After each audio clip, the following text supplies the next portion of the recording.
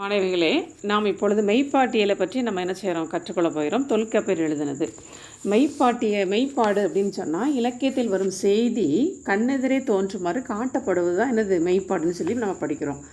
அந்த பெருமித உணர்வு எப்படிலாம் வெளிப்படுத்தப்படும் அப்படின்னா கல்வி, தருகன், புகழ், கொடை. மெய்ப்பாட்டியலாக நகையே, அழுகை, இளிவரல், மருட்கை, அச்சம், பெருமிதம், வெகுளி, உவகை என்று அப்பால் எட்டை மெய்ப்பாடு. மாணவ செல்வங்களே, இதில் நகைத்தல் அப்படின்னா சிரிப்பு, அழுகை தெரியும், சிறுமை, இளிவரல்னா சிறுமை, வியப்பு, மருட்கைனா வியப்பு, அச்சம், பெருமிதம், சின்னம், மகிழ்ச்சி என மெய்ப்பாடு என்ன செஞ்சுருக்கு, பல வகை என்ன செஞ்சிருக்கு, எண் வகையாக என்ன செஞ்சுருக்கு, பிரிக்கப்பட்டிருக்கு. அதனுடைய எடுத்துக்காட்டு ஒவ்வொன்றுக்கும் ஒவ்வொரு எடுத்துக்காட்டு என்ன செஞ்சுருக்கு, சொல்லப்பட்டிருக்கு. மெய்ப்பாட்டியலில் முதல்ல இடம் வருகிறது நகைத்தல், அதாவது சிரிப்பு. பாரு அதில் என்ன கொடுத்துருக்கு, பாடிய பாடனின் குரலை எள்ளி நகையாடிய தலைவனின் கூற்றாக அதில் ஒரு பாட்டு கொடுத்துருக்கு. இந்த பாடலுடைய பொருள் என்ன அப்படின்னா, புகழ்மிக்க தலைவனின் புகழ்படுவோனே, நீ எங்கள் வீட்டின் முன் இரவு முழுவதும் பாடினாய், அதை கேட்டு என் தாய் விடிய விடிய காட்டிலாலும் பேய் என்றாள், பிறர் நரி ஊழையிட்டது என்றனர், தோழியோ நாய் குறைத்தது என்றால் இல்லை என்றேன், நீதான் சொல்லி நான் சொன்னேன்னு சொல்லி கொடுத்துருக்கு. அதாவது ஈட்டு புகழ் நந்தி பாணனி எங்கையத்தம் வீட்டிலிருந்து பாட விடிவளவும் காட்டிலாலும் பேயென்றால் அன்னை, பிறர் நரி என்றனர் தோழி, நான் என்றேன் நீ என்றேன் நான் அப்படின்னு சொல்லி நந்தி கிளம்புறதுல ஒரு பாடல் கொடுத்துருக்கு. இதில் ஆளாளுக்கு ஒன்று சொல்கிறாங்க. அம்மா சொல்கிறாங்க அப்படி என்ன செய்யுது, காட்டிலேருந்து விடிய விடிய என்ன செஞ்சிருச்சு, பேய் அழுதுச்சு அப்படிலாம் சொல்கிறாங்க. அப்புறம் என்னோட நரி ஊழையிட்டுன்னு சொல்கிறாங்க, நாய் குறைத்ததுன்னு சொல்கிறாங்க, நான் நீதான் சொல்லி சொன்னேன்னு சொல்லி ஒரு பாட்டு. அடுத்த பாட்டு பார்த்திங்கன்னா அழுகை. தலைவன் காட்டில் புலியுடன் போராடி இறந்துபட, தோழி என்ன செய்ய, தலைவி துயரில் என்ன செய்ய ரொம்ப கஷ்டமாக இருக்குது, அதை சொல்லக்கூட ஒரு பாடல். அதில் என்ன கொடுத்துருக்கு அப்படின்னா, ஐயோ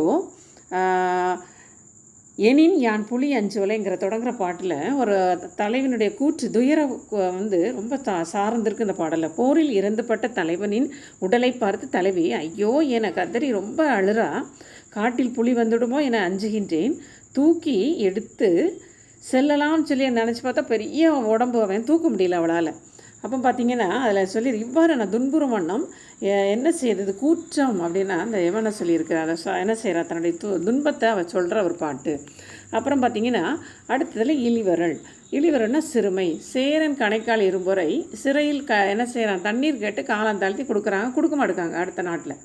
அப்புறம் பார்த்திங்கன்னா அதில் அவன் ரொம்ப நொந்து நிற்கிறான். ஆனால் தண்ணியை அவன் என்னை குடிக்க வேண்டான்னு சொல்கிறான். நாயை கட்டுவது போல் என்னை கட்டிட்டாங்களே, என்னை துன்புறுத்தி சிறையில் அடைச்சிட்டாங்களே, அப்படி சிறையில் இட்ட பிறகு அவங்க கையிலேருந்து உதவினால் நான் வந்த தண்ணீரை நான் மன வலிமையின்றி இறந்து கையேந்தி நான் உண்ண முடியாது அப்படின்னு சொல்லி இந்த அரசன் சொல்கிற மாதிரி ஒரு பாடல். அது என்ன செஞ்சிருக்கு, இளிவரலில் சொல்லப்பட்டிருக்கு. அடுத்து வரும் மருட்கைனா வியப்பு. அந்த கண்ணகி என்ன செய்கிறா, வானூர்தியில் இப்போ போகிற காட்சியை அந்த குன்றவர்கள்லாம் பார்த்து ரொம்ப வியப்பாக ஆச்சரியமாக பார்க்காங்க. திருமா பத்தினிக்கு அப்படின்னு சொல்லி சொல்கிற அந்த பாடலில் அமரருக்கு அரசன் தமர் வந்து இண்டியவள் காதல் துகளுடனே காட்டி அப்படின்னு சொல்லி தொடங்குற அந்த பாட்டில் என்ன இருக்குது அப்படின்னா, இந்திரன் கோவலனோடு வந்து பத்தினியாகிய கண்ணகி விண்ணலோக்கி என்ன செய்கிறான், அழைத்து சென்ற வியப்பான காட்சியை நாங்கள் பார்த்தோம் அப்படின்னு வியப்பாக சொல்கிற ஒரு பாட்டு. அப்புறம் பாரு அச்சம். யானை திடீர்னு வந்துருச்சு, மகளிர்லாம் ரொம்ப பயந்து போகிறாங்க.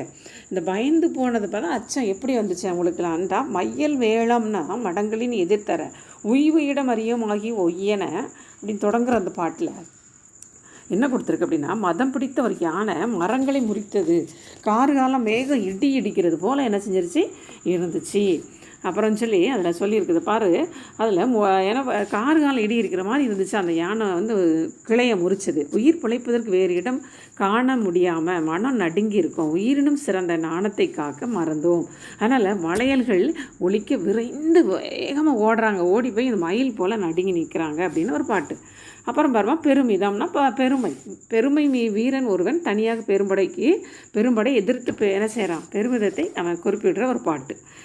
போர்னாலே வீரர்களுடைய சிறந்த அம்சங்களை சொல்லியிருப்பாங்க. எரிதற்கு ஒளிமிக்க அந்த வேலு, தேன் நிறைந்த பூமாலை உடைய தேர் வேந்தனே, வாளுடன் பகையரசரின் பெரும்படை நான் தடுப்பேன் அப்படின்னு சொல்லிட்டு என்ன செய்கிறான், என் முன் பெரும்படை சிறு விளக்கு முன் இருள் ஓடுவது போல், இருள் வந்துருச்சு, இருள் போகணுன்னா விளக்கு ஏற்றுற மாதிரி நான் நின்று அவ்வளோ வரை நான் அழிச்சிருவேங்கிறான் அந்த பாட்டு. வெகுளி வெகுளினா சினம். தன்னை இளையவள் என்று எள்ளிய பகைவேந்தன் மீது பாண்டிய நெடுஞ்செழியன் ரொம்ப கோவம் வந்துருச்சு அவனுக்கு ஒரு பாட்டு. அதான் வெகுளி. அவன் கோவத்தில் என்ன சொல்கிறான் பாரு.